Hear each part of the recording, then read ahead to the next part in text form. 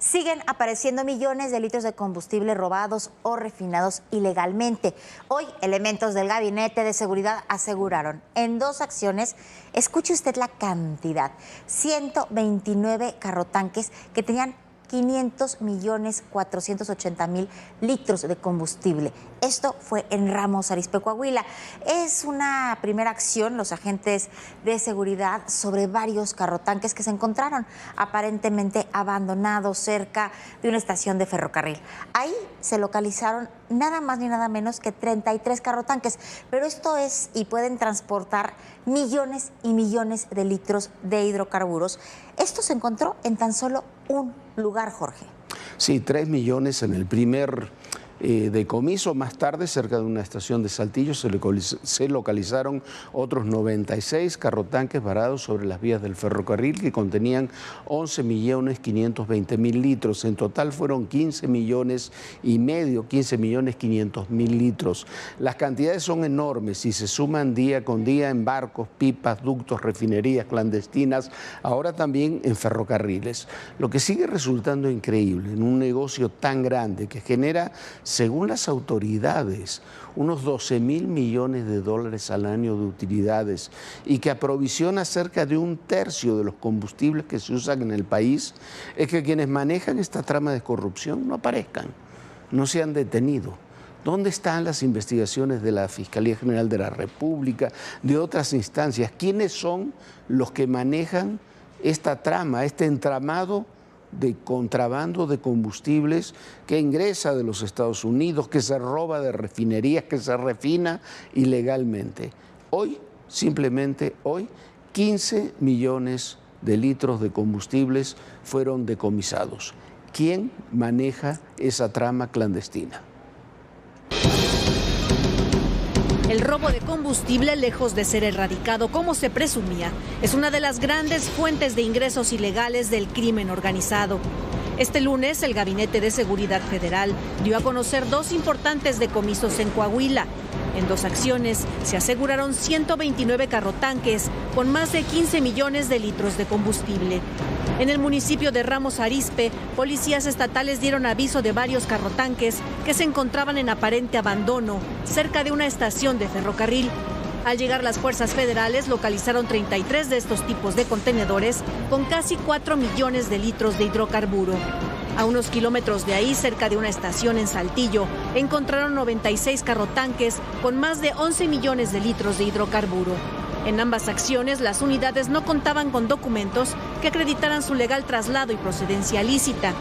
El secretario de Seguridad y Protección Ciudadana, Omar García Harfuch, resaltó en redes sociales que los más de 15 millones de litros de diésel, gasolina y destilado de petróleo de procedencia ilícita asegurados en Ramos Arizpe y Saltillo representan el más grande decomiso en la actual administración. Esta acción es una más de los resultados contra el robo y contrabando de combustibles. Hablamos de trabajos de inteligencia que han permitido el aseguramiento de barcos, pipas, ductos y refinerías clandestinas.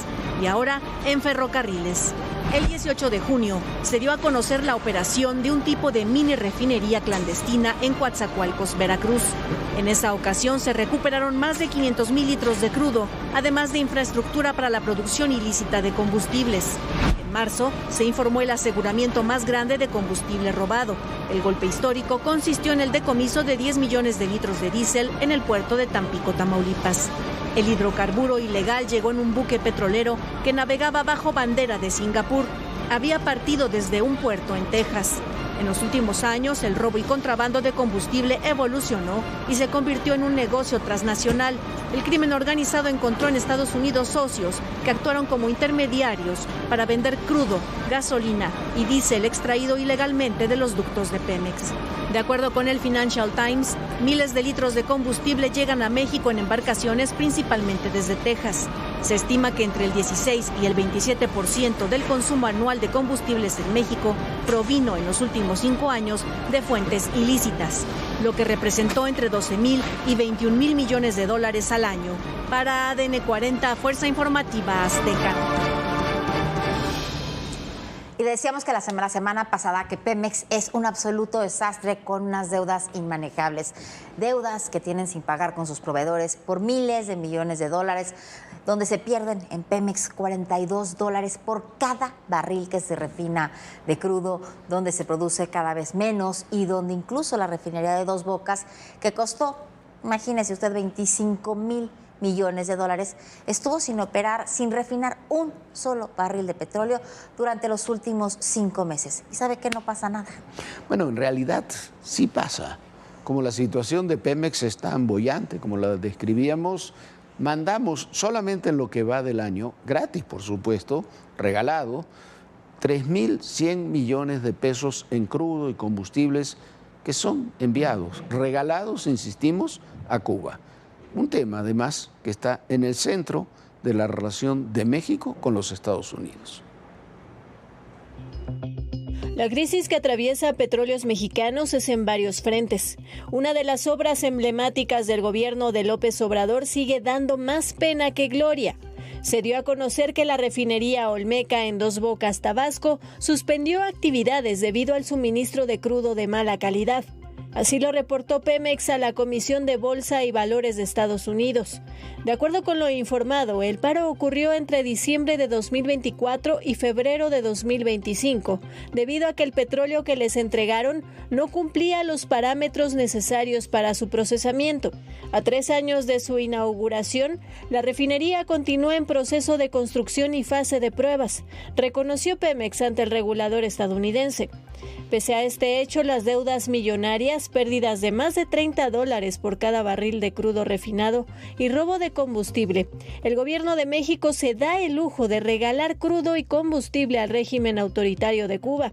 En el mismo reporte ante la Comisión de Bolsa y Valores de la Unión Americana, la empresa pública del Estado informó que mantiene vigentes los cargamentos de petróleo, gasolinas y otros petrolíferos con destino a la isla. Tan solo en el trimestre que finalizó el 31 de marzo, Gasolinas Bienestar exportó 19.6 mil barriles diarios de petróleo crudo y 2.000 barriles diarios de productos petrolíferos, señaló el documento al que tuvo acceso el diario El Universal. Hablamos de envíos que alcanzan un valor total de 3.100 millones de pesos. Se trata del 7º trimestre consecutivo en el que se exportan cargamentos de hidrocarburos al país que gobierna Miguel Díaz-Canel. Estas ventas, que desde luego no son pagadas por la crisis en la isla, representaron el 3.3% de las exportaciones totales de petróleo crudo de Petróleos Mexicanos, así como 1.9% de los envíos totales de gasolinas y otros petrolíferos. En octubre de 2024, el gobierno federal precisó que Pemex, a pesar de estar en números rojos, seguirá apoyando a Cuba con hidrocarburos por razones humanitarias. Y bueno, ahí están, si son 3.000 millones en un trimestre, son 12.000 millones de pesos. 12.000 millones de pesos al año que se le regala a Cuba. Pero no solamente es el tema que se le regala a Cuba, se le regala una dictadura. La cuestión humanitaria en Cuba es que se tendría que reclamar que por lo menos hubiera los mínimos derechos humanos y políticos y sociales en Cuba, pero eso no existe, pero no se reclama nada a Cuba. Sabemos que a Cuba esta administración la admira, pero además se hace a costo de la relación con Estados Unidos, nuestro principal socio comercial, el país con el que tenemos mayores intereses, con el que tenemos mayores relaciones. ¿Por qué? Porque además Estados Unidos lo ha dicho con claridad, que ese tipo de relaciones van a ser sancionadas porque lo consideran, como es el caso de los médicos que se contratan en México, una fuente de financiamiento al gobierno dictatorial de la isla. Jorge, ¿sabes qué debería de suceder en este tema? Tendría que haber una especie de consulta popular, pero entre la gente que contribuye, entre la gente que paga impuestos, y preguntarles si están de acuerdo en que en vez de que se vaya ese presupuesto a salud o a las escuelas o otro tipo de servicios que disfrutamos o que tendríamos que tener los que pagamos impuestos, pues se regale esta cantidad de petróleo y de petroquímicos a Cuba. Es un desastre lo que se está haciendo con con nuestros impuestos y con nuestro dinero. Y otro tema, el boxeador Julio César Chávez, hijo, no se presentó el día de hoy a su audiencia en el noreste del Tribunal de Los Ángeles, en Estados Unidos. Su abogado Michelle Goldstein ha dicho que no se sabe si todavía se encuentra en territorio estadounidense. Hace unos días se supo, lo último que se supo es que Julio César hijo se encontraba en Hidalgo, Texas, y estaba bajo la custodia del Departamento de Seguridad Nacional. Se dijo que iba a ser extraditado o mandado a México para que cumpliera aquí su sentencia, para que fuera juzgado aquí, donde tiene varias órdenes de aprehensión. Pero bueno, en este momento no se sabe, por lo menos su abogado no lo sabe, dónde está el hijo de Julio César Chávez, Jorge. Sí, puede haber huido, puede haber regresado a México, puede estar, se entregó y está colaborando con las autoridades estadounidenses. No lo sabemos. Mire usted, esta información que además pasó prácticamente desapercibida y es increíble. Sujetos armados robaron un tráiler con 33,000 kilos de oro y plata sobre la carretera que va de Jalisco a Manzanillo, en Colima. Un comando amagó a los guardias de seguridad que llevaban este camión, los privaron de la libertad por lo menos una hora. Cuando los dejaron ir, los trabajadores pidieron ayuda a la Guardia Nacional en la caseta del municipio de Chapala. Horas después, las autoridades localizaron la unidad de carga vacía. Les recuerdo la cantidad, 33,000 kilos de oro y plata. Desaparecieron, se los robaron y, como siempre, nadie supo nada. Del que somos el primer país exportador. ¿Renunció por qué? Porque no estaba de acuerdo. La magnitud que ha tenido el narcotráfico mexicano. Las confrontaciones, las reacciones.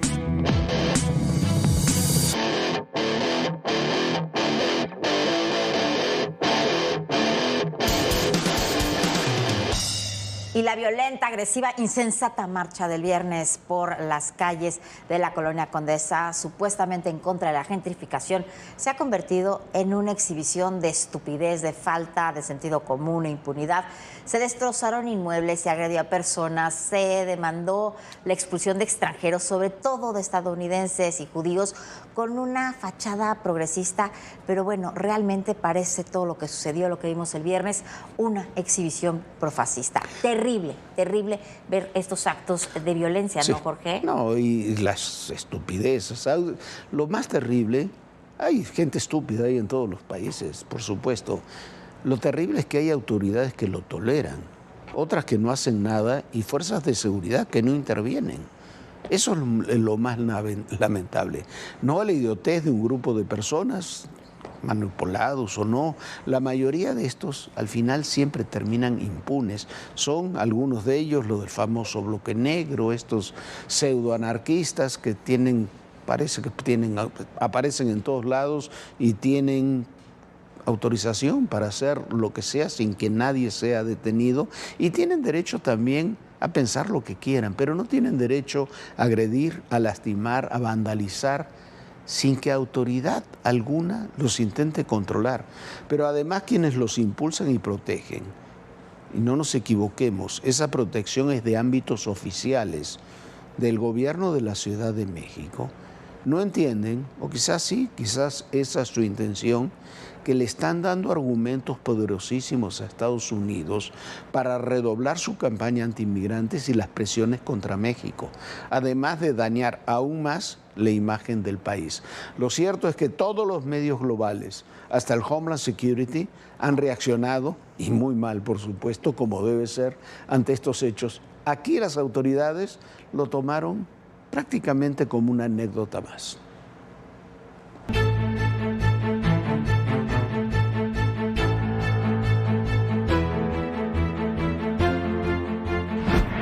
Vándalos que hicieron pintas, que rompieron vidrios, que dañaron mobiliario argumentando estar en contra de la gentrificación. Vecinos de la Roma Condesa aseguran no estar de acuerdo con la violencia, y mucho menos con aquellos que se oponen al derecho a la propiedad privada. Es una mentalidad muy mezquina. Digo, ellos, como vándalos que son, actúan de una manera inapropiada, ¿no? porque no saben el costo de las cosas, que es muy caro, y tenemos que conocer a vivir entre ajenos y propios. Los colonos señalan total inconformidad con aquellos que destruyeron el patrimonio de quienes trabajan por ello. Y sinceramente es gente que viene de otras colonias, no de aquí de Condesa, porque en Condesa la mayoría ya son gente adulta y gente extranjera. Estas son las voces de aquellos que defienden la facultad de las personas extranjeras o no extranjeras para usar, para gozar, disfrutar y disponer de sus bienes de acuerdo con la ley. Sí, claro, el extranjero está pagando su renta, su luz, su agua, sus servicios, entonces todo esto contribuye a la economía del país. Sí, los comercios, los emprendedores, los empresarios subrayan los beneficios de la estadía de los extranjeros. Pues la verdad, gracias a la afluencia de extranjeros, pues aquí las personas que manejan el negocio, pues tienden a dar empleo. Así, los emprendedores explotan su talento para atraer a los clientes, connacionales o extranjeros. 6 de cada 10 residentes extranjeros en la Ciudad de México se concentran en las alcaldías Cuauhtémoc y Miguel Hidalgo, siendo La Condesa, Roma y Escandón algunos de los sitios preferidos. Para ADN 40, Ilse Lorena Trejo, Fuerza Informativa Azteca. Bueno, y mientras las autoridades permiten estos destrozos impunes en la Condesa, los asesinatos de niños continúan en estados, por ejemplo, en Sonora, donde fueron encontradas 3 niñitas al borde de una carretera. Los restos de su madre habían sido encontrados un día antes. Los asesinatos de niños aumentan en todo el país. Es la más reciente cara de la violencia en México, cometida contra 3 niñas, Meredith, Medellín, gemelas de 11 años, y su hermana menor Carla de 9 años, fueron encontradas el pasado 5 de julio sin vida, abrazadas bajo un árbol, sobre la carretera 36 Norte en la comisaría Miguel Alemán de Hermosillo, Sonora. Tenían huellas de violencia y heridas por disparo de arma. Su madre, una joven de 28 años, fue encontrada asesinada un día antes, sobre la misma carretera que conduce de Hermosillo a Bahía de Quino.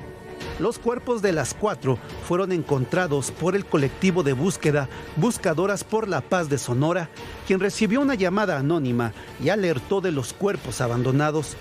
Como parte de la indagatoria, las autoridades de Sonora dieron a conocer la detención del principal sospechoso.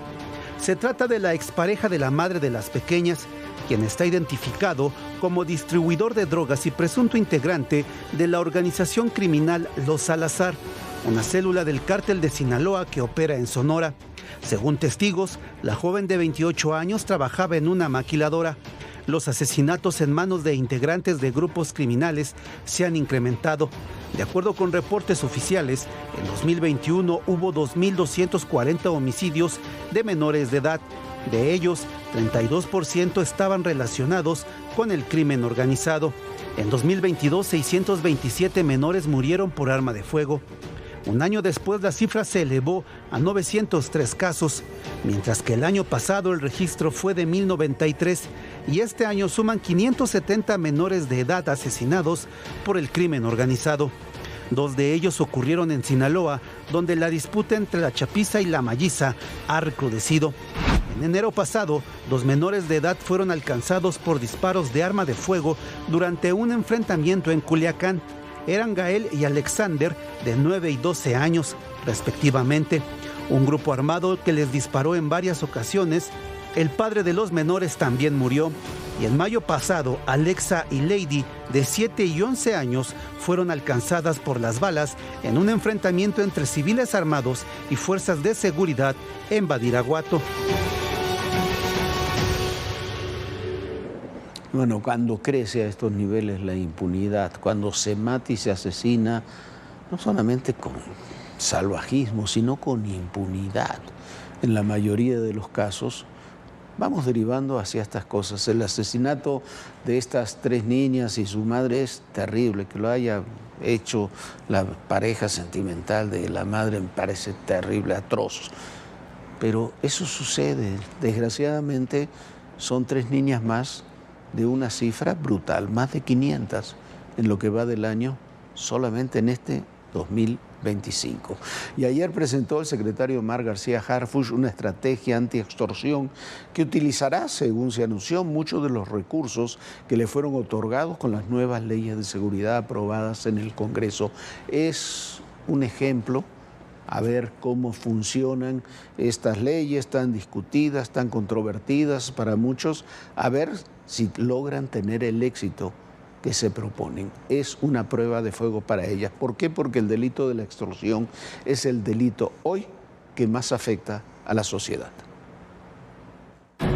En México, 8 entidades acumulan el 66% de los casos de extorsión a nivel nacional. Hablamos del Estado de México, Guanajuato, Nuevo León, Ciudad de México, Veracruz, Jalisco, Guerrero y Michoacán. Por ello, la Secretaría de Seguridad y Protección Ciudadana anunció la Estrategia Nacional contra este delito. De acuerdo con el titular de la dependencia, Omar García Harfuch, se basará en 5 ejes de acción. Generar detenciones mediante investigación e inteligencia. 2. Trabajar en coordinación con las unidades anti-extorsión de las fiscalías locales. 3. Aplicar el protocolo de atención a víctimas. 4. Capacitación a operadores del 089 en manejo de crisis y negociación. Y 5. Implementar una campaña de prevención a nivel nacional. Estas tareas serán reforzadas con la participación de otras instituciones, como la Unidad de Inteligencia Financiera, que es la encargada del congelamiento de cuentas bancarias identificadas como depositarias de cobro de extorsiones. Asimismo, se solicitarán órdenes judiciales con el objetivo de bloqueo de líneas y equipos celulares vinculados a llamadas de extorsión, además del incremento de operativos en centros de reclusión. Por su parte, el fiscal general de la República, Alejandro Gertz Manero, habló de las 2 formas de extorsión más frecuentes en el país. Todo lo que es la extorsión telefónica y la que se hace a través también de manera directa por el famoso derecho de piso. La mayor parte de las extorsiones telefónicas vienen de áreas que ya tenemos muy bien ubicadas y que el señor secretario ya señaló, que son las cárceles locales y las cárceles federales. El titular de la Fiscalía General de la República precisó que el 1 de agosto convocará a los fiscales de cada entidad para establecer un compromiso de colaboración para combatir las extorsiones. Para ADN 40, Ilse Lorena Trejo, Fuerza Informativa Azteca. Y en Estados Unidos, en Washington, la Casa Blanca festina la aprobación del nuevo paquete fiscal que le da una enorme cantidad de dinero a los proyectos de seguridad y defensa. Esta misma ley baja los impuestos a los más ricos, sube los impuestos a los más pobres y le quita recursos a Medicare y Medicaid. Así que así están las cosas en Estados Unidos. Tampoco están fáciles, Jorge. Sí, es un presupuesto inédito. A ver cómo le resulta. A ver cómo resulta. Hay que darle el beneficio de la duda. Mientras tanto, el FBI, el Departamento de Justicia, informaron que ya no hay ninguna lista de cómplices de Jeffrey Epstein y que el financiero acusado de delitos de abuso sexual, de abuso de menores, efectivamente se suicidó. Traducido al español, le dieron carpetazo al caso Epstein.